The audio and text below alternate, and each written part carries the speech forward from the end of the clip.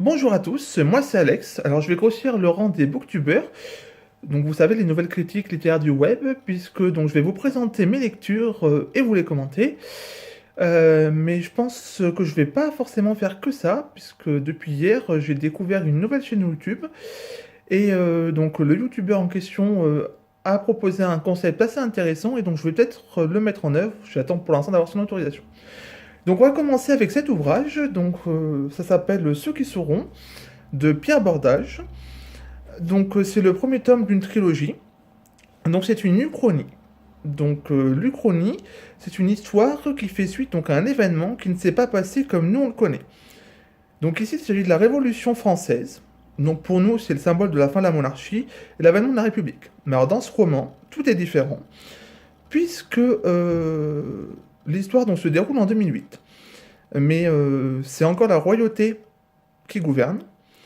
Et encore pire que ça, c'est l'élite qui détient le savoir, les connaissances, et qui laisse donc les classes populaires dans l'ignorance. Et ils interdisent donc l'accès à l'école.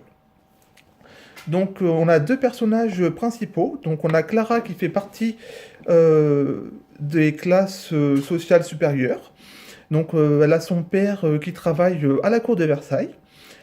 Et donc elle est destinée à se marier avec un bon parti que choisira sa famille. Sauf que elle, en fait, elle veut pas respecter cette tradition-là, elle veut pas se laisser enfermer dedans, et elle rêve de voyager et de liberté. Ensuite, le deuxième personnage, donc il s'agit de Jean.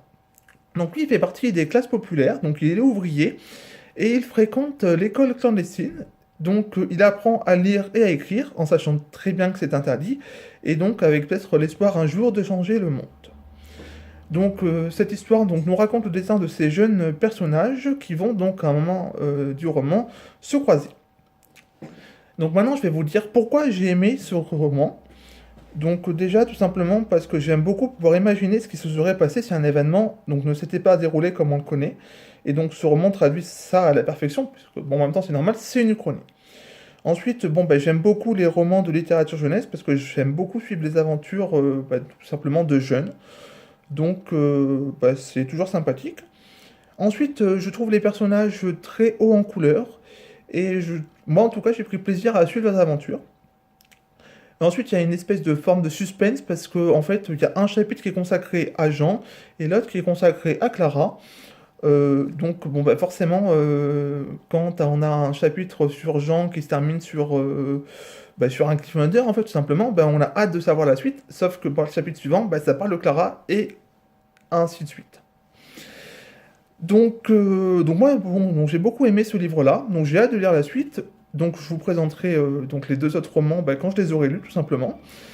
Donc en attendant, n'hésitez surtout pas à me dire ce que vous avez pensé de cette vidéo. Et si vous souhaitez que je fasse la critique d'un ouvrage en particulier, vous avez qu'à me le dire en commentaire. Voilà, allez, salut, ciao!